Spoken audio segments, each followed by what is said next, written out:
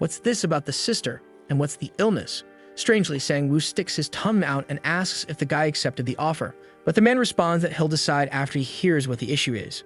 Our boy then reveals she has the so-called MA virus, and the doctor had said an elixir or an S-rank healing ability would be enough. Grabbing the cross, Bless says that doctor's lying and gets straight to the point. That virus is extremely hard to cure. Even he couldn't guarantee she'd recover.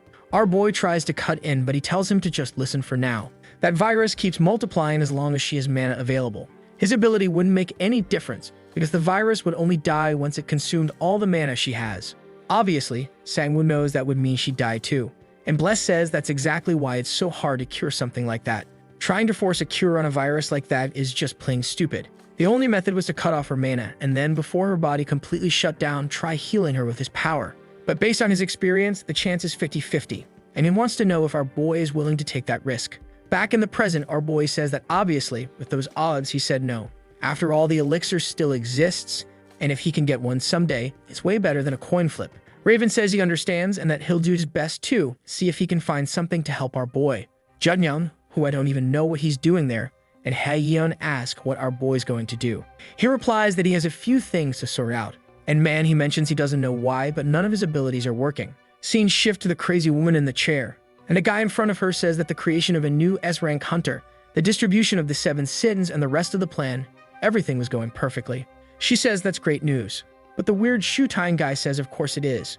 The Korean Association was denying Jong's work, just as she had predicted. But that wouldn't be a problem once they took care of Heejong. He starts saying everything's going just as the Oracle foresaw when suddenly she interrupts, saying the plan has changed. They'd postpone the assassination of Heejong for a while, and he'd get a new mission. For the next 2 years, he'd be in Alaska on a discovery mission. The guy is confused. It's the first time the Oracle has changed a plan, why now? He asks if she saw something in the future change, to which she simply replies, obey orders and leave this place now. Man, I don't know what's going on. There's people prepping powers, fireballs, and suddenly, one of them gets deleted. The other next, the woman dies too, and she's screaming in despair, begging for help. The Oracle says they don't have much time left. She had prepared this scroll, so he was to use it immediately. The guy asks, who's coming in such a hurry? Outside, people are being wiped out, and the Oracle says the pinnacle of humanity is arriving. One of the guys is banging on the door, asking them to open up. Just as he starts to talk about an S-rank hunter, the door warps backward. Someone's coming in with their hands, entering the room. The shoeless guy asks what he's doing there. Obviously, man, it's Jumper arriving to wipe them out. Now it's all turning into chaos, and the Oracle asks him if he thinks this is really the best scenario for their future. If that was the case, she welcomed the returner walking the path of eternity. Man, is he like Sean-jun from back in the day, you know, our dear homeboy from that series with the giant sword swinger who cut everyone down. Remember, there was a returner guy there too? Is Jumper the same kind of deal? And I think he is, because he says no. Actually, that's just what he decided to do in this life. Unfortunately, my brain's shui is already fried and I'm not understanding where anything's going anymore. Let's just keep following and hope it all makes sense by the end. Obviously, the poor guy in front is trying to say he doesn't approve of the invasion. But Jumper just sighs, says the bastard always repeats the same parrot lines. In a second, he's already behind the guy and throws a punch. But man, the guy actually manages to defend. Jumper says he had forgotten that this guy can see a little into the future. Anyone here ever watched Bungo Stray Dogs? There's a dude with that exact skill too, seen a few seconds ahead while fighting. Out of nowhere, the Oracle speaks up, tells Jumper that this man in front of him can't change the future. She asks him to spare him, and he says okay. Then the Oracle orders the guy to grab the scroll and vanish from there. The man obeys, saying everything's according to her will. But suddenly, he says there's one exception. Man, he throws the paper right in Jumper's face and attacks him straight on the forehead, saying that this time, though, he wouldn't obey. But of course, Jumper just dodges to the guy's back like some crazy lunatic, grinning like a maniac. Since he's laughing like a psycho, the guy asks if he's finally having fun. And he says yes, he's finding it hilarious. He's sure that it must have taken a lot of courage for the guy to rebel against the Oracle. But what he didn't realize is, since the Oracle sees the future and Jumper, as someone who can rewind time, obviously already went through this. Poor dude, he's trying to fight in full transformation mode. But seriously, how do you fight someone who knows everything you're going to do? One attack, he threw open a crater in the wall, and he's wondering where Jumper disappeared to. Before he could even figure it out, he gets slashed once, twice, 3, 4, 5. Man, how many times did this poor guy get cut? Actually, he realized he was going to get cut and didn't even know how to dodge it. Oof, he just stops and apologizes to the Oracle. Jumper slashed him from all sides for real. And then Jumper says that everything has to follow a certain path. Until she could break that damn curse, life would just be a long, endless race. back at our boy's agency after all that time. He gets there, greeting Mr. Kang, saying it's been a little while since they saw each other. The guy compliments him, saying he didn't expect the boy to get so far so fast. Our boy thanks him, but, feeling a little shy, says it would have been impossible without the help of the other hunters. He then goes to the girl and asks if she's making a lot of potions. And from her dried out, worn down face, obviously yes. He asks what happened, and she just tells him to take a look outside. Out there, a bunch of reporters is camping in front of the agency where Sang-woo started working. Looks like no one's been able to sleep because those bastards are their 24/7s. Our boy asks why everyone's calling him an S-rank hunter when the Korean Association didn't even announce anything. And the guy explains it was Jumper who made the announcement. And when he says something, the entire world of hunters listens. Our boy gets thoughtful and admits honestly that he doesn't even know if he wants the S-rank title. Besides, all those reporters were just getting in the way. The boss then says that if that's the case, he could just reject the offer. Apparently, the boy didn't even know about the offer. And the guy tells him it seems they said he could be promoted to S-rank if he went and killed some monsters in Africa. Suddenly, a girl, scared out of her mind, spoke up, saying the real madness would be trying to clear out that nest of creatures. That's when she remembers, right, that he's more into rejecting the offer and just turns around saying, whatever, he's not going anyway. Our boy is kind of confused, but tells the boss to reject the offer. Now I get it. The boss knew about the offer because since Sang-woo works at his agency, the offer obviously came to the boss first. This hunter world is way too modern, man. But next scene, Leber is talking, saying that the boy's next destination should be Africa. Look at our boy's face, man, asking himself what the heck he did to deserve this. He decides not to even bother explaining everything he went through to Leber and just wants to know why Africa. Leber explains it's because that's where he'll find the next of the 7 deadly sins. Not only that, but it's also the perfect place for him to start practicing a certain kind of training. The protagonist wants to know what he's talking about, and Liber comments that by now he must have noticed that the clones are being affected by the deadly sins. He's sure the boy's abilities aren't working properly. He should know that this stuff causes interference with the system's functioning. That's why from now on he has to use his abilities without placing them into the system. Because in Tiber they use the same thing. It's just called magic there. With that classic scene jump we all love, the story switches back to the Oracle before the situation finishes. Apparently, she's pissed that Jumper killed the guy, saying it wasn't necessary. But He-Man couldn't care less. He just asks why she told the guy to run, and why she gave him a teleport scroll. She already knew he was going to refuse, try to attack, and die in the end. Man, it's a pretty interesting argument going on here, but seriously, it's just 2 neurons fighting each other. One guy who doesn't see the future, but can rewind time, and the woman who sees the future of this timeline, one arguing with the other. Fascinating. The Oracle says that even for her, there's more than one path the future can take. It wasn't destiny that killed the guy, it was himself. Everything he does, even going back in time, is still the consequence of his own actions. Man, before even answering, Jumper just slices her neck. What the heck? Telling her not to talk about free will around him. Someone who, for the longest time, actually believed in that idea. She has no idea how many countless times he's already seen the system devour Earth on Harvest Day. She doesn't get that there's no other way. No matter how many people he saves, the result is always the same. And it doesn't matter how strong the hunters get either. The final outcome is always Harvest Day, and it's unstoppable. And he doesn't want to hear about free will from someone like her, who doesn't even have a body to act on what she believes. Whoa, man. Looks like she really is just a brain inside a capsule. Wait a minute. Now it all makes sense. Back when everyone was hallucinating about what they liked the most, Jumper saw a doll. This guy is peculiar, at the very least. The Oracle says she'll take a look at his future, but he responds that she didn't hear him right. This isn't the first time he's gone through this. He remembers her saying that his path will continue forever, and he will never obtain what he desires most in life. The more he tries, the more he'll fail. The life he's living will never lead him where he wants to go.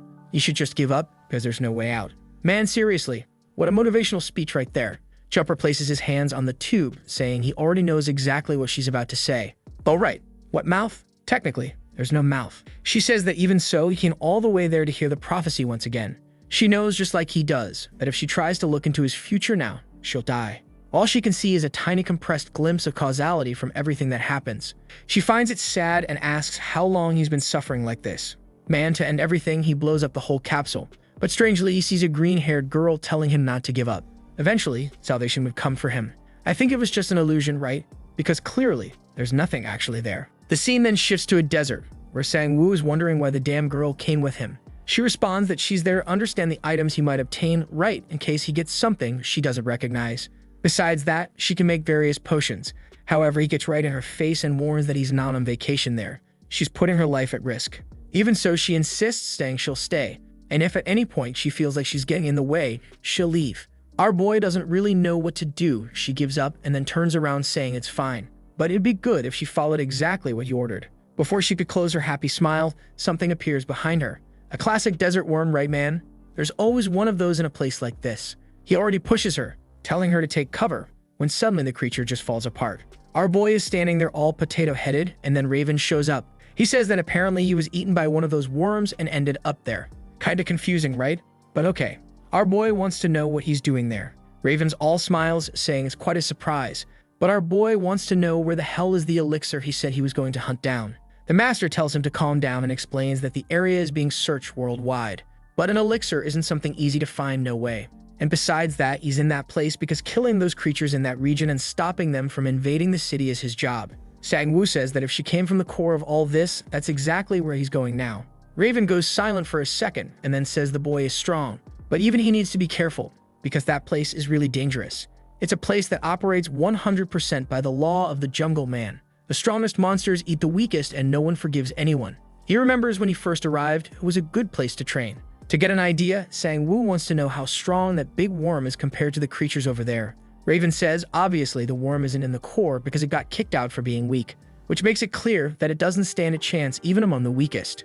Now back to Jumper, washing his hands. He's remembering the moment the Oracle told him not to give up, that salvation was coming for him. He smiles, not believing the prophecy is really changing. This time there were too many variables and the awakening program was bringing in the 7 deadly sins. This thing about the academy, the elixir, and now this Sang-woo guy. He thought all of it was temporary variations, but now he wants to know what Libra is thinking this time. Back in the desert, our boy turns into a pile of skeletons and already notices the place is quite different. It seems like there's a terrible smell of blood in the air. Nearby, there are some creatures eating each other, and one suddenly looks back and lets out a roar. In the same second, Sang-woo already summoned all his clones and pulled his sword. He's walking in full swag, slowly saying it's time to find out who's gonna be at the top of the food chain. But he remembers Libra said it's time for him to learn true magic. And Sang-woo man is going to try using his power without relying on the system. He goes in motivated to throw a fireball, but the clones cast it first and kill the monster. He stands there kind of bummed out, right, because as always the clones do everything perfectly. So he decides to try finding an opening, goes after other creatures, and tries to use a freezing strike. But again, the clones anticipate the move and do the attack before he does. He's biting his lip in frustration and decides to settle it with the sword like always. Even though he's suffering, the girl next to him is shocked at how much stronger he's become.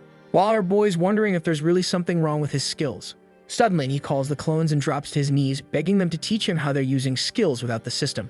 Sometime later, the clones are really giving him a lesson, explaining how simple it is to make a fireball. All they have to do is gather mana in the shape of a sphere and then feed it with fire energy. With enough energy accumulated at the center of the sphere, it would turn into a fireball, just like that.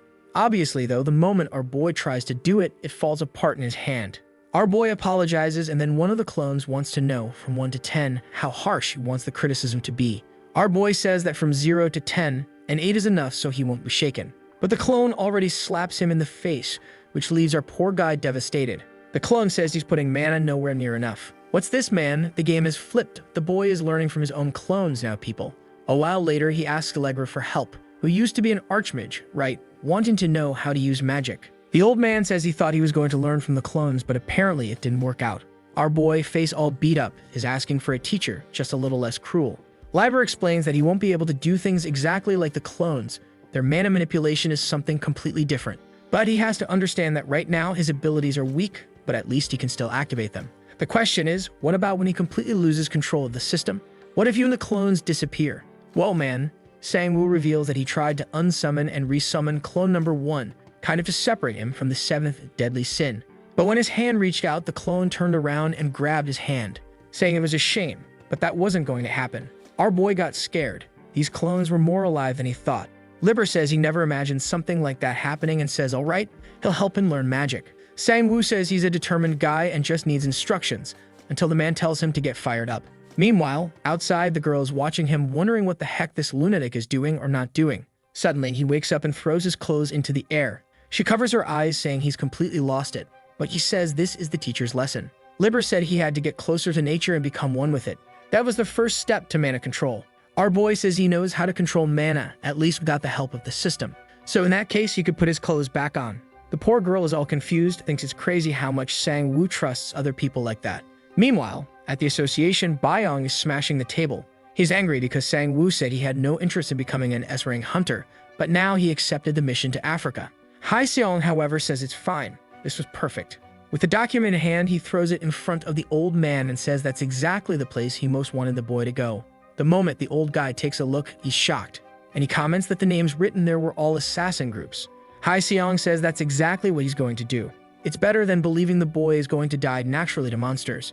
Back in the desert, our boy is facing the creatures, showing off man with a magic circle in his hand. Liber is giving instructions, teaching him how to maintain the power. The problem is that in the middle of the fight, he ends up losing focus every time the spell falls apart. So as always, he has to rely on physical strength and finish with the sword. Then Limber says his physical stats are way too high. He'll have to find a creature that relies solely on magic for it to actually be worth it. However, the moment he turns his back, suddenly there's a kunai coming almost at his head. Obviously, it was those assassins from earlier, and one of them celebrates, saying now he's finally dead. But of course, our boy simply shifted into stone form and tanked it easily. Then he turns around and asks who's up next. The assassins reveal themselves, saying it's amazing that he survived something so stealthy.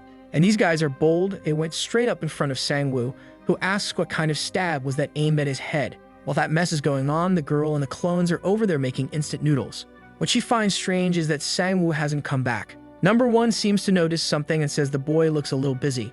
Yeah, man, the assassins didn't even last a few seconds and they're already all messed up. Our boy is even a bit sad, saying he thought that would have been a bit more worth it. The white-haired guy asks why he was hiding his powers. But suddenly, he pulls out some kunai and goes for one last attack. Yeah, he really wants to die now. Sang-woo obviously just catches it in his hand and says it's sad to see the guy thinks he can kill him like that.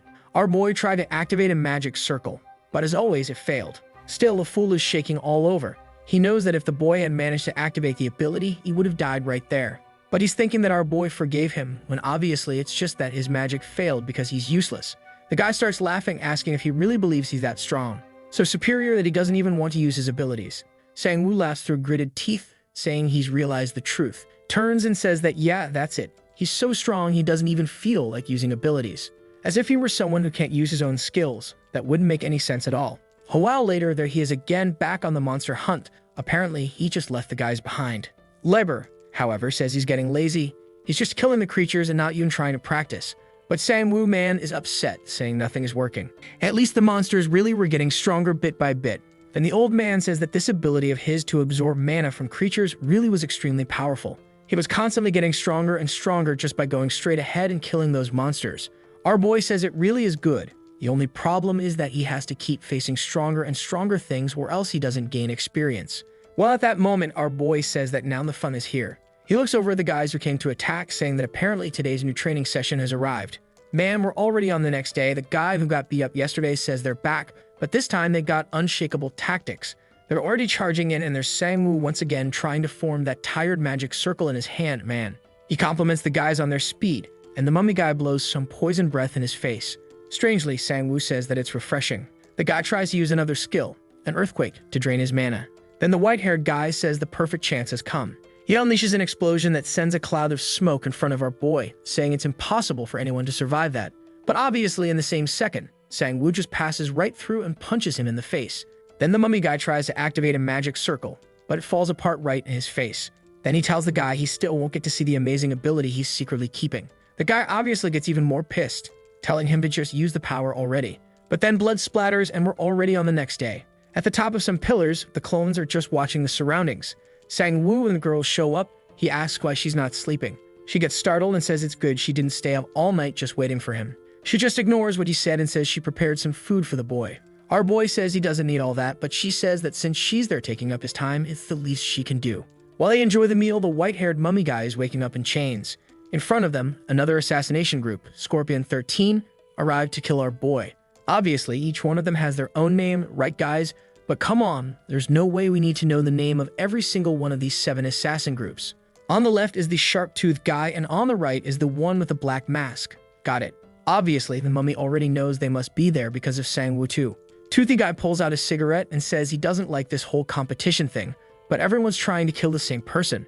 Out of nowhere, the mummy and that other crazy guy are staring and laughing, saying they're going to predict what's going to happen. They won't even get to see the abilities Sang-woo has. Toothy says that's obvious. He's not going to give the kid any chance to use them. Oh, you really think that Chaitak M200 on your back is going to kill our boy?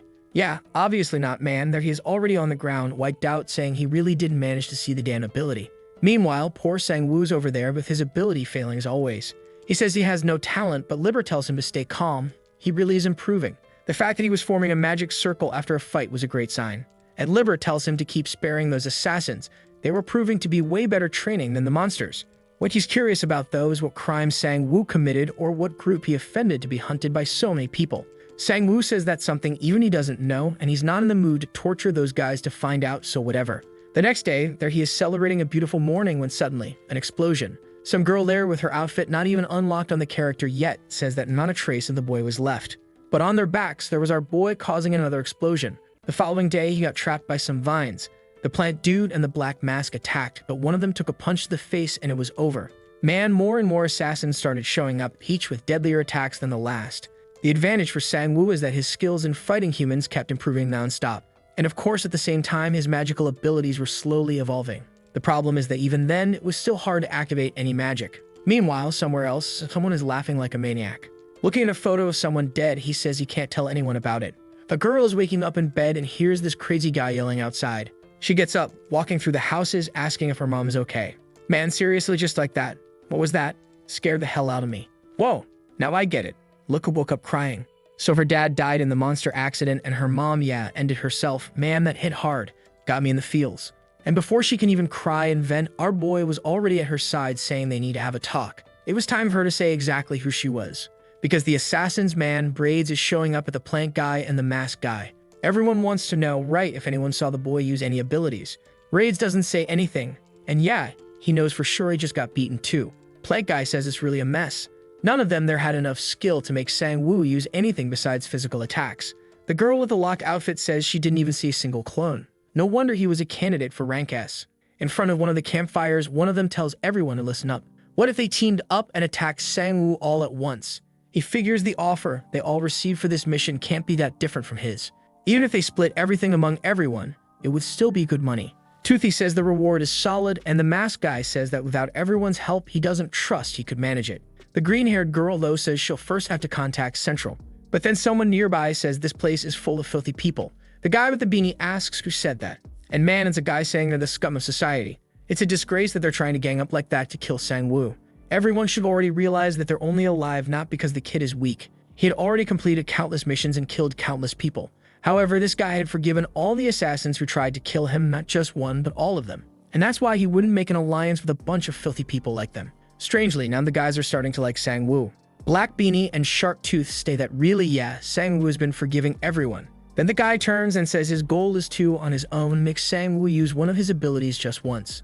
Back with our boy, he's talking with the girl, saying there's something wrong. He knew people wanted to kill him, but this time, there were way too many assassins coming after him. The girl says she hadn't even noticed there were that many people attacking. And then Sang-woo reveals that the people who are against him becoming an S-rank assassin are the head of the Korean Hunter Association, Byong, and that other weird dude, right, Hae-sung. And he's starting to think they're the ones who sent these assassins to take him out. He tells Hae-yeon that ever since they met, she's wanted revenge against that bastard Hae-sung. And strangely, she was forced to come along with him until now, so he's starting to think all this might be connected. He wants her to tell him now what her connection is to the guy. Man, she's shaking all over, even I can't remember if she actually has a connection I forgot about. I think I got my amnesia. Suddenly though, just as Leia is about to answer, our boy slashes through, saying there's no time. That answer will have to wait. Then he tells number 1 and number 2 to take Hae-yeon somewhere safe. Man, the clones ask if he needs help, and he just says no. Until he sees, right, that finally the whole group of assassins has arrived. Then Mummy says that whether Sang-woo likes it or not, this is the last time they'll meet. Libert tells our boy that finally a real fight has arrived. Then all the assassins leap forward, saying that today is the day they'll see his ability. With the first jump, Sang-woo noticed that no dust got kicked up, meaning they were all illusions. He makes the first slash, breaking the illusions, and a guy shows up behind him. But he was already expecting that and reacts by grabbing the guy by the neck, only to get smacked in the hand. The Chag-Tak guy says the day to use his powers has finally arrived. Our boy really has his hand bleeding, and Libert tells him to calm down and start trying to use his ability. He had already gone through all the preparatory stages. Given the moment, the only thing missing is for him to realize he doesn't have the system anymore and stop thinking like someone who does. At the moment he's using magic, he's unconsciously losing control of the mana. While Libert is saying all this, he's dodging attacks left and right. He's clashing swords with Mummy, who says this is no longer a joke. And Liber says he has to understand that conjuring power isn't just about summoning mana. Manipulating it is just as important. Our boy is listening to the instructions while Mummy is going all out, yelling at him to use some kind of ability. Masked guy comes from behind and tries to hit him. Our boy managed to block with his shield, but as always, the magic in his hand was hard to maintain. A bunch of swords and kunai fly at him. An explosion happens. White Hair says that at this rate, the boy is going to die without using a single ability. That's when Sang-woo tells the whole damn group of assassins to shut up. They talk too much for people who are trying to kill him. Suddenly, our boy gets caught by the arm and his sword gets knocked from his hand. Mummy says that since he's going to refuse until the very end, this would be his death. There are people attacking from every side, man. Meanwhile, Sang-woo looks at his hand, saying that activation and maintenance of power need to be done the same way. Finally, the magic circle begins to expand, and an explosion goes off, man. All the assassins are lit up in flames, and our boy now has a little smirk on his face. But the second he celebrates that the power worked, he's got that potato face expression again. The assassin group was strangely kneeling. We actually made this part up earlier when they were wondering what they would do against Sang-woo. That's when Mummy said that at the very least he wanted to see him use an ability once. And when he managed to do that, then he joined the boy. Mummy is standing there saying, man, that from now on he's a loyal follower. Oh damn, just because I made a point of not giving anyone names, now everyone's going to keep showing up forever. But Sang-woo instantly refuses, saying he's not going to accept a bunch of trash like them who kill for money. He turns around waving goodbye, but Mummy wants to know if they were the first. He's sure other assassin groups must have come after him. Our boy says he doesn't care at all about that. But Mummy says he should know nothing's better than an assassin to prevent assassinations. From now on, he didn't have to worry anymore since he spared everyone's life there, and they'd all defend him and make sure no one attacked. All he wanted was for him to admit that he's now the leader of the group. A while later, Mummy and the group are walking through the desert, remembering how Sang-woo said that if they wanted him to be a leader, they'd have to prove their worth. The girl unlocked the outfit, guys. Or am I going crazy? Wasn't her hair green with that black outfit you could barely see? Now her hair is red and the outfit's green. I think I unlocked the Alzheimer's skill. Tuthi, though, was warning that if they come back with no results, obviously they're as good as dead. That's why he accepted the suggestion to surrender to Sang-woo. But now, what are they gonna do? Mummy turns and says it's obvious. They'll prove they're worthy, just like he said. The fact that he didn't accept them right away makes it even clearer. Joining that boy was the best thing they could possibly do. This was their chance to live as humans again. Ah, I was mixing them up. Look, man, there's the green-haired girl with the locked outfit. Gray Hair says they don't have to go that far. They already forced the boy to use his ability. Blondie wants to understand why, out of nowhere, they're trying to form a team.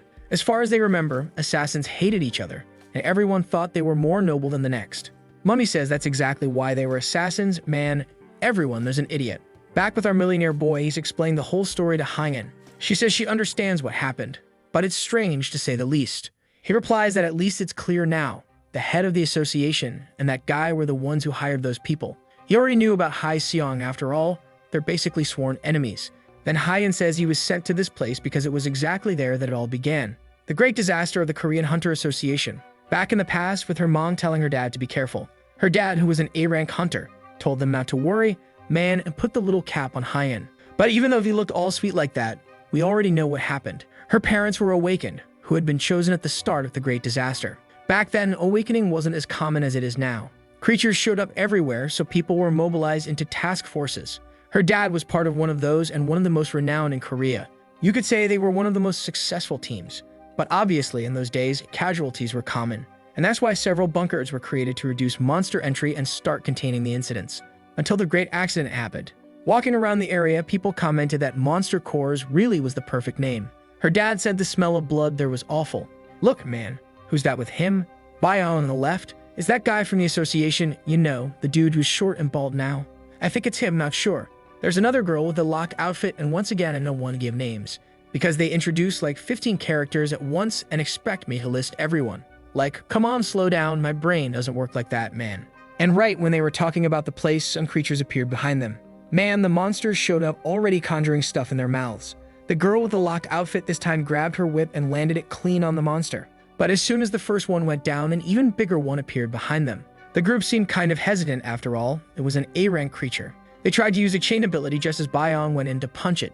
The hit landed perfectly and a mage summoned some rocks to fall on the beast. The red-haired girl says that this time it was a much tougher creature. But seeing Hyeon's father attack, he says not to worry. That guy was specialized in killing monsters for sure. As soon as he touches the creature's forehead, the magic expands and explodes from the inside out. The blue-haired girl says it's undeniable. That bastard was stronger than she expected. No wonder they were considering him for Korea's first S rank. Hearing that, he turns and says he doesn't want that title. He not only has no interest, but also doesn't want to get any busier than he already is. Oh, look who's there, man. To this day, that guy's still trying to become S rank. For the love of God, that Hae Seong really is a damn failure. Her dad was there saying that if he could retire before 40 with a good salary, that'd be perfect already. When suddenly, a creature appeared behind them. Red-haired girl quickly pulls the whip and manages to restrain the beast. She says it'll be easy, charges a power, but from 1 second to the next, something pierces right through her chest. Man, the creature had created a crater so big you could see the mountain on the other side. Blue-haired girl screams in despair and runs to help her. And look, man, I thought Byong would be kinda traitorous, but he went in for the brawl for real. Obviously, the monster seemed untouched. Nothing was affecting it. It grabbed Byong's arm and threw him far. The girl tried to use those chains of hers while the other two attacked from the sides. There was lightning, explosions, fire everywhere. Hyeon, who's the girl's dad, touched the creature again and it expanded and expanded, but stayed completely intact in the air. Not even the implosion worked. Damn man, the green-haired one with the mask got whipped in the neck too. At that moment, the group realized that creature was way above anything A rank. He gave the order for the whole group to scatter so they'd have at least some chance to survive. Once they were spread out, they regrouped at the field they were in 2 days ago. That was their only chance, or everyone there would die. The ground explodes, and after some time, we see one of them fleeing. I think it's Hae Seong, the cursed failure from the future who's trying to kill our boy. The masked guy died right next to him. He knows that if he had been the target, he wouldn't have even reacted. But just as he thought he had escaped, a bird appeared behind him. He turns all crooks, saying that his goal was to become the strongest. But after seeing the monster's attack, he knows this is the end. That's when suddenly, something appears in front of him, causing an explosion. The creature shoots up into the sky, and the guy asks if he's that Hae Seong guy. Ah, it was Hyeon's father, saying he should be grateful now for having his life saved. Meanwhile, with the red-haired girl, the guy from the group is just crying, saying they never imagined they'd face something so strong. Blue-haired girl gets up to heal Byong a little, who tells her she better go help the others for now. Even so, she uses a bit of healing, when something else lands beside them. Obviously, it was the creature, who seemed to have tracked them down. Or actually, not 100%, because they were just behind a rock. Byong remembered the crater that the monster left in the girl. They were going to die there, and he wouldn't even be able to react, just like with everyone else. Man, he throws the blue-haired girl out from behind the rock, so she become the creature's target. Dude, this guy is really the leader of the Hunter Association. I think he's the worst association leader I've ever seen in any story, man. Man, that scene even made me mad at the bastard. Meanwhile, Hae Seong is walking with Hyeon's dad, wanting to know how he distracted the monster. He just explains that he's sure that creature is hunting the weakest first. That's exactly why it killed the long-range folks before anyone else. He ends the talk saying they didn't deserve a death like that over something like this. But man, Hae Seong asks why he came straight toward him. And that's when we already know this is gonna hit hard psychologically. Hyeon's dad says the creature was focusing on the weakest. Ah, but actually he was being real humble. He said that, Hae Seong has kids, so be sure the guy must have other priorities in life. But that only made the bastard even angrier, saying his priorities never changed. He wasn't faking anything, he still dreamed of being the strongest hunter in the world. But right in the middle of the speech, the ground starts shaking. Poor blue-haired girl is using her chains to try and trap the creature, while begging for someone's help. And like a Marvel hero, the guy appears once again and blasts the monster away. He asks why she's alone and says he only saw Byong running off. Then he tells her to hop on his back and focus on healing her leg. They'd escape from there. But nearby, Hae Seong is watching all of this. He's in disbelief at how this guy managed to create an implosion in midair and launch himself in an instant toward that spot. Suddenly, some rocks rise and he says that, yeah, the guy really is strong. Maybe so strong he'll never surpass him. And that's exactly why he's going to settle this now. Man, with that, he fires a pure energy shot at the guy's back. And from afar, he says that if the monster goes after the weakest, now it has a new target. But he doesn't need to worry. He'll tell the family everything that happened. And that's how Hyeon's dad died. Damn, I'm already looking forward to our boy erasing this pebble-faced bastard, along with that scumbag Byong, who's out here running away and crashing on the ground like a sack of trash. He's there full of regret, asking himself what he did. But man, you deserve death. That's when he runs into Hae Seong. When he goes to ask what happened, Hae Seong just says they're the only survivors.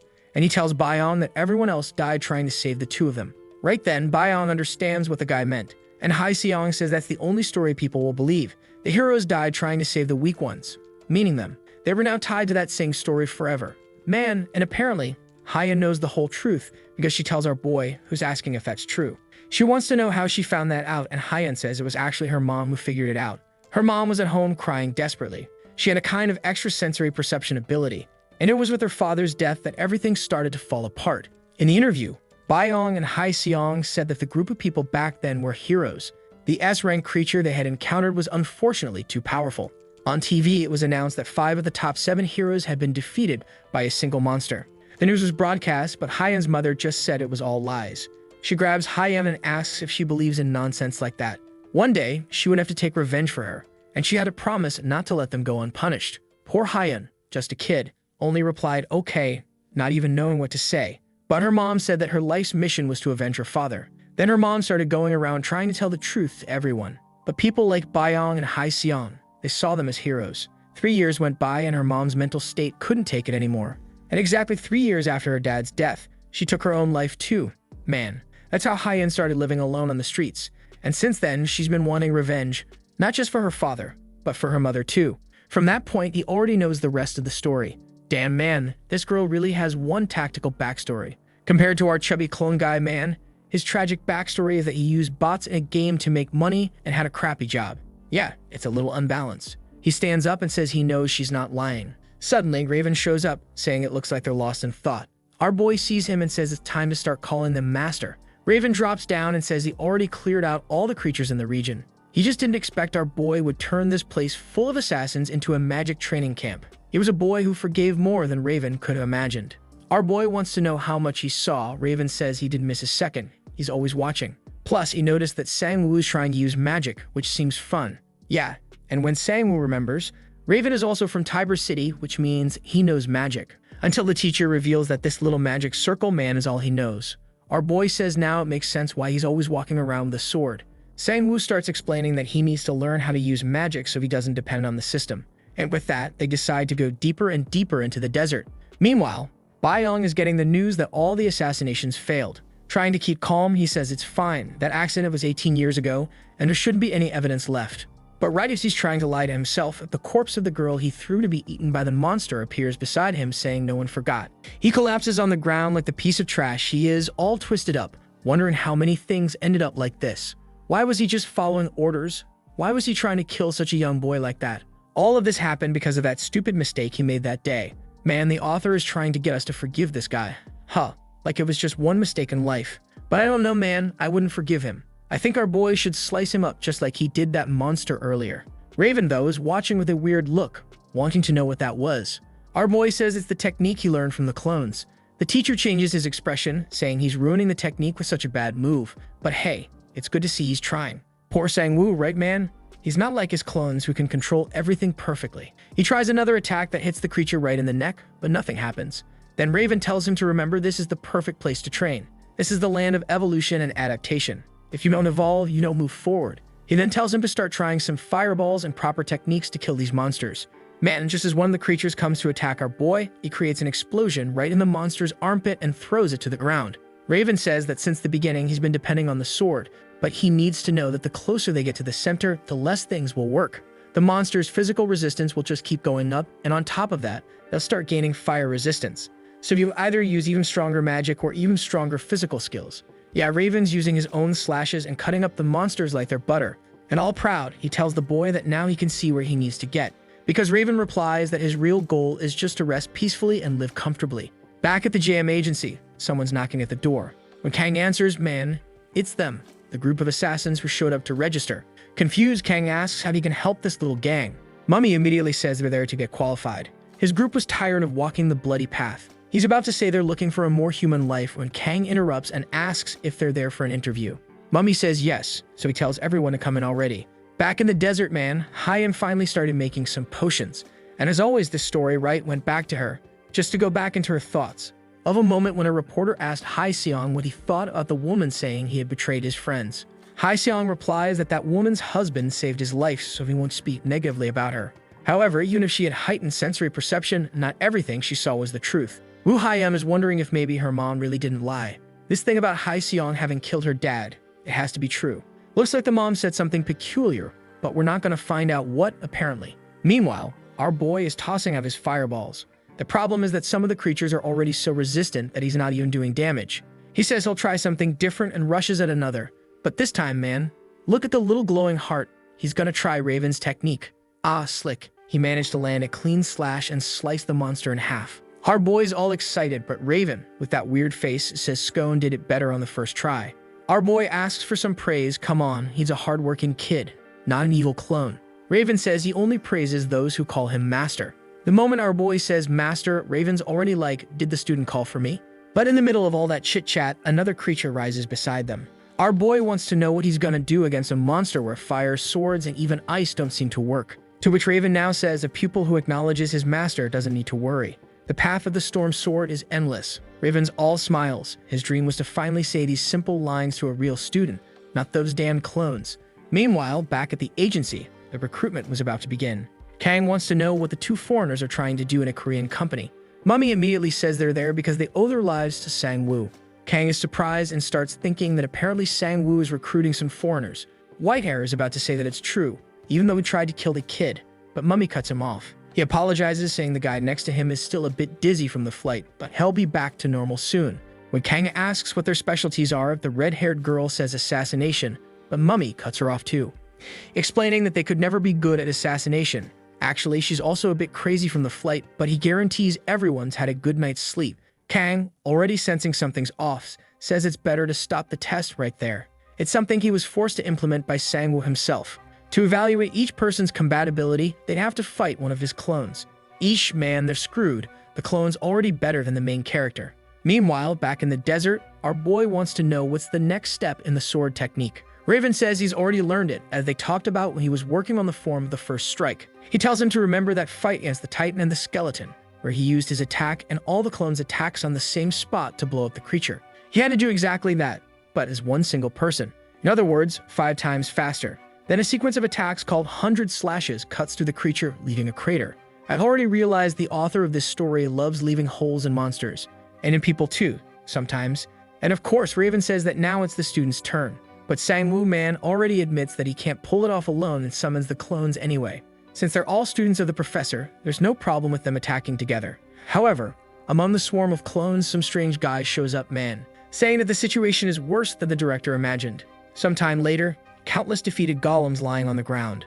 Our boy's exhausted, saying for the love of God, these monsters just don't end. On the other hand, Raven is emotional, saying that Clone 1 and Clone 2 were the best students he's ever had. Our boy wants to know what his grade is, and as always this story. But Raven completely ignores him, saying he's receiving a message and someone needs help. He tells the boys to just be careful, they're getting close to the center of this place. Very few creatures have leaked out of there, and they've been sort of managing things, so it's best they be cautious. What if an S-rank monster shows up? Sang-woo thinks to himself that wasn't very encouraging, but says okay, he won't go overboard. With that, the boss steps through the portal, telling him to be careful and not die. A while later, he's back talking with Hyen. He wants to know what she developed. She says she managed to create an adaptability potion. Jesus, it's Eminem man, that word was hard to pronounce. It increases his resistance based on what's nearby. But once the effect ends, resistance to everything else starts dropping. Right away, he says to hand it over. Seems like that side effect is manageable. After that, there's a weird silence in the tent. It seems like the distance between them only grew after he heard all that backstory. Then Hyen calls out to him and says there's something she hasn't told him yet. Oh man, right as she's starting to say it, things start approaching outside. At least the 2 clones are always on watch. Well, look who it is. The demon beast that killed her dad. At least it's missing 2 arms. Number 1 is just observing, and now that I think about it, right, doesn't number 1's horn look like that monster's? In the tent, Hyen says she's going to tell him her mom's final words and the real reason she's in this place. Grinning like the Joker, her mom told her to keep that secret with her forever. Hyen says her mom kept watching the monster pit ever since that day of the disaster.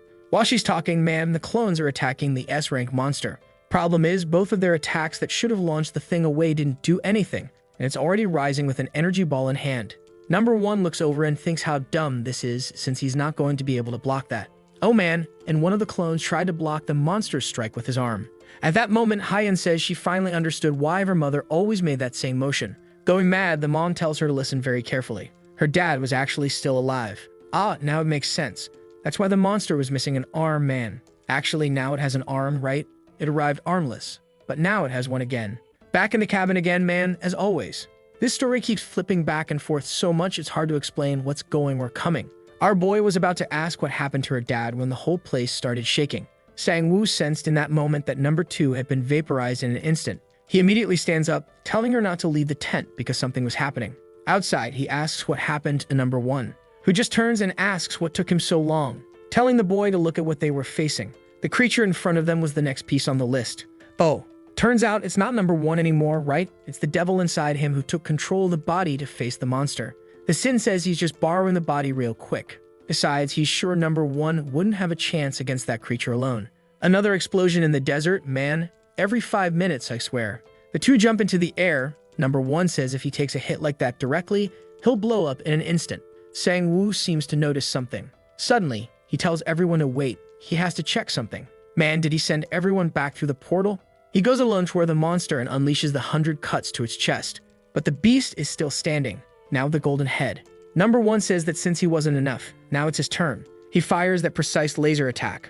But of course, it does nothing either. Oh wait, it actually destroys the head and reveals Hyen's dad's head inside the monster. And that's a full-on exploding twist. He looks to the side and sees all the clones watching. Suddenly, it starts rebuilding its armor and tries to fly away. Strangely, number 1 says the creature is using his abilities in an incredible way. Apparently, it's the monster's survival instincts kicking in. I don't get what this lunatic's talking about. Is it really part of him? His powers? I don't get it. But he turns to our boy and says it'd be a good time for them to make a deal. If he hands over the part he's carrying, he'll help kill that thing. And he'll tell him what that guy's weakness is. Meanwhile, inside the cave, Hyen saw everything. And man, she recognized it was her father. She immediately starts crying, saying at least her mom wasn't lying. Well, the out alive might be a strong word. He's got the same face, I'd say. Sometime later, number 1 says that the monster they found is actually its torso. Our boy is already imagining him all in separate pieces, trying to understand how that even works. Ah, the 7 sins explain right that he imagines there are 7 parts. 1 head, 1 torso, 2 arms, 2 legs, and a weapon. And each part had a different power. Look at that. It's gone full Jujutsu Kaisen hunting fingers mode. Our boy obviously thought each of the 7 sins would match up logically with the body part, but the monster says that was just a cool name someone gave him. His real abilities were absorption and adaptation. He could pull in the elements around him and adapt to any situation. Yeah, the names are pretty self-explanatory. Our boy says there really was something strange about the creature's aura, to which number 1 explains that that's the adaptation part. He was kind of melting and merging with the environment. Sang-woo asks if that ability works on humans. And number 1 wants to know if he's referring to that human they saw inside the creature. Sang-woo says yes, that person, if he's not mistaken, is Jun-Yek Kim, and wants to know if there's any way to save him from that. You thought you were gonna get the answer to that? Of course not. The scene changes again. Raven is arriving to speak with the dwarf, who says he took long enough. He grabs a sword and says he wants Raven to be the first person to see it. Raven's expression changes when the big dwarf shows him the Earthshaker, or Earthquake Maker, whatever. Looks like it's the sword Raven used before, right? And he wants to know how the dwarf managed to restore it. He explains it wasn't easy, not to mention, the sword isn't what it once was. A true relic from the Empire of Urantia, the sword of the first emperor, said to shake the earth with a single swing, and the time had finally come for that sword to see daylight again. And he believed Raven was the one capable of doing it. But man, Raven just says he's not qualified. He's just a defeated soldier who couldn't even protect his own empire. Not to mention that this sword doesn't work with his storm technique. The big dwarf says he already knew that and wanted to hear Raven say it. What he really wants is to test the sword's durability. Raven pulls his own sword, saying if that's the case, then he won't hold back. Then he's already prepping one of his 100 storm attacks and fires 3 at the blade, thinking he'll have to get ready for the second round since an artifact like that won't break so easily. But the artifact is completely destroyed, and the two of them just stand there with potato faces. Back in the desert, our boy is tearing off the arm of one of the creatures and handing it to Hyen. Taking the item, she says that's the only way to get her dad out of that body. She could use creatures that can adapt to their environment to make an adaptability potion. Then she'd intentionally intensify the side effects to reverse the effect. The result would be a potion capable of returning someone to the state they were in before they adapted. Huh, she's all genius mode now, huh? Saying she's gonna save her dad like that. The problem is, while she's out there gathering stuff, who's watching from behind? Yet it's him, her demon father. Looks like he forgave her because sometime later she's back at the tent and finished what she wanted to do. The problem is that right after that, she collapses and falls to the ground. In another spot nearby, number 1 says that place isn't going to work. They didn't have enough cover. Meanwhile, we see that Sang-woo is tied up, being carried by the clones and trying to figure out what's going on. He asks if number 2 forgot it was him who brought him back to life. Number 1 interrupts the whining and says he's not getting it. The top priority for any monster living in that place is survival, and hunting is part of that. If they just go wandering around, drawing attention and showing all the clones, the monster won't show up. That's why they're setting up a trap, leaving an easy target for the creature. Someone who'd be distracted long enough to take a stab without even noticing. Sang-woo says he must be talking about one person. And number one says yes. He's talking about Sang-woo, obviously. Before we can even complain about it, Hyun shows up calling his name, asking why he's tied up like a piece of grilled meat. But he replies that it's a plan way too complex for him to explain. She wouldn't understand it, so best to just drop it. She says okay then, hands him something and tells him to take it with him. He asks what it is, and suddenly Hyun says she saw it. She already knows the person inside that monster was her dad. She won't even ask why our boy chose to hide the truth. In exchange for that, she wants him to give this item to her father and help bring him back to normal. She's sure that if her dad uses that item, he'll return. Back with Raven, he's wondering if that thing he broke was a copy, because there's no way it was that garbage. The big dwarf says yep, it was a copy, and he was trolling. Not just any copy either, it was a replica based on the analysis they're doing of our boy's abilities. What the hell, man? They're already learning his powers and using items based on that. Look at these damn cheaters, straight up Minecraft players, duping items. Raven agrees the boy's skills were really impressive and understanding them would be huge. Then the big dwarf says he's heading out since he's already figured out the problem and will improve the next version. But at that moment, Raven tells him to wait and asks if he can suggest something very interesting. Back in the desert, now that our Sang-woo's without powers, the clones have fully revolted and he's tied up and abandoned. At least he's got the potion, which he still can't believe Hyun managed to prepare in time. The problem is he can't guarantee that whatever comes out of that monster is really going to be your dad alive. And his thoughts are interrupted when the monster shows up right on time. Sang-woo realizes that the bastard didn't waste a single second. As soon as he was left alone, the monster appeared. But suddenly he pulls out a detonator, activates it, and everything around explodes. With that, it seems he managed to trap the monster there with him. Manning's already freed himself, called the clones, and says that this time, it's not running. The kids got swag, and the creature that killed everyone is now cornered. Meanwhile, back at the agency, the clone beat up everyone. The poor assassins are wrecked on the ground. And Kang was off the side, completely freaked out, not knowing a single clone from our boy could cause so much destruction. Mummy wants to know how that's even possible. They had used every weapon they had and attacked from all angles, even the blind spots. But it always dodged and seemed like they were just walking into traps. He remembers placing the real Sang-woo under pressure during their fight, so why didn't they even stand a chance against the clone? Meanwhile, Kang is chatting nearby, all impressed, offering coffee. The girl lying on the ground wants to know what's going on, and Mummy says there's only one answer. Toothy tells him to go ahead and say what the logical conclusion would be. And of course, the dummies come to the conclusion that Sang-woo had been going easy on them and was extremely merciful. Black Mask is over there crying, all emotional, saying he never imagined someone would care that much about him after being treated like trash his whole life. While they're all saying they never want to work for someone else again, Kang is just standing there listening to this bunch of lunatics. But back to the fight. Explosions everywhere, and our boy runs into the demon that is Hyun's dad. Now he's just walking around with that little magic circle in his hand, back and forth. The problem is the monster is already immune to fire. Number one explains that unfortunately, this creature adapts instantly. The weak point though is that there's a limit to how many things it can develop resistance to. So the clones come in hot with the Todoroki relief special and throw in a spinning fire combo attack. The problem is, even then, the monster adapted in real time and blocked both of them. But in that opening, Sang-woo took advantage and landed a physical cut right to the monster's arm. Since the creature was adapting to magic, he'd settle things the good old-fashioned way. Number one starts whining and our boy tells him to hurry up and help. So the three of them team up and make some sort of weird fire-ice mix. I don't even know how that works, and hurl it at the boss. The creature stands still for a second, and Sang-woo charges in. But just then, number one yells for him to stop. The creature had already adapted to the ice. Before our boy could react, the monster grabbed him by the gut. And the worst part, just like Hyun's dad, it was using the implosion skill to blow our boy up from the inside. He decides to activate that indestructible ability, obviously, to not be destroyed. Makes sense. The problem is, it didn't look like it was working. Until suddenly, number one strikes him hard in the back, and even says that one mistake in this fight could lead to death, and he had just made one.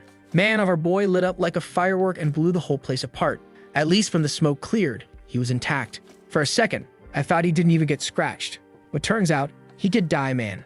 Because number one says that, yep, he just died and won't get another shot like that. If he hadn't shoved his hand inside our boy and used his powers, he wouldn't have survived. Sang-woo wants to know how he did that, and the guy explains that each part of the 7 deadly sins does something. And he, being the head, can cancel out any ability if he makes contact with it. Our boy says that apparently he can count on him, only to take a punch to the face right after. While they're bickering like a couple of idiots, the monster starts approaching again. But this time, Sang-woo lands a clean hit to the stomach. Still, number one keeps roasting him, saying that with the stats he has, he shouldn't be struggling at all. So why is he getting distracted and taking so long? Our boy says it's because he wants to finish it, but I think the translation bugged a bit. probably meant that he wants to defeat it without too much help from the clones and master the abilities himself. Meanwhile, in the lab, we see a bunch of rats in cages. That little doctor guy is bringing out a load of DRP, that drug that makes people go berserk. And guess who's back again? Hai-seong, who just refuses to die. He grabs one of the rats, gives it some DRP, and watches.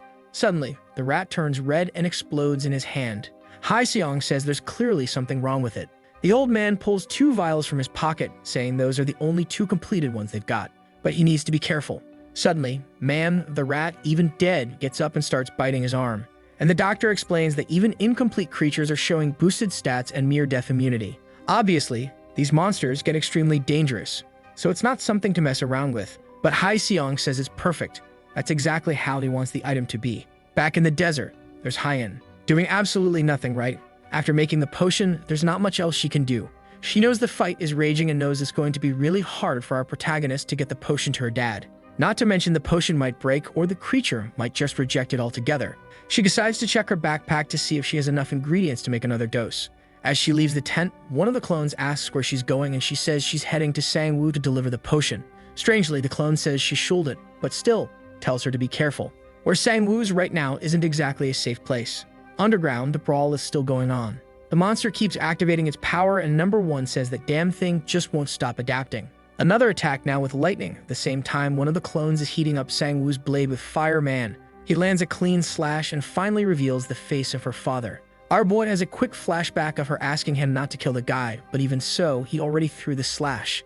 At least it looks like for a second. Her dad regained consciousness. Maybe.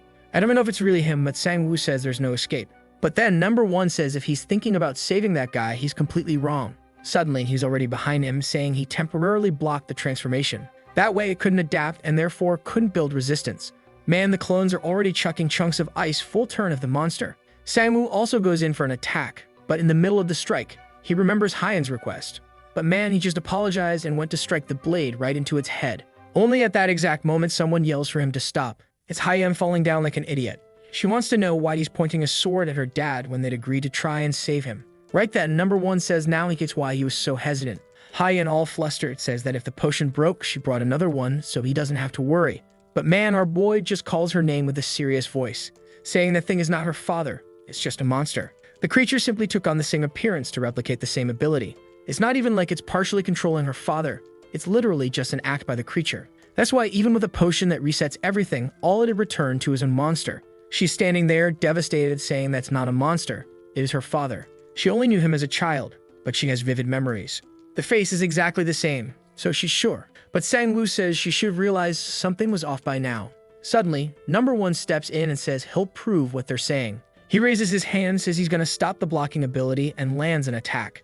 The dad screams, Hyeon cries, and then suddenly, it transforms into a woman with blue hair. Now I don't know if that's her crazy mom or that other hunter girl. I think it's the hunter, the little mage who died.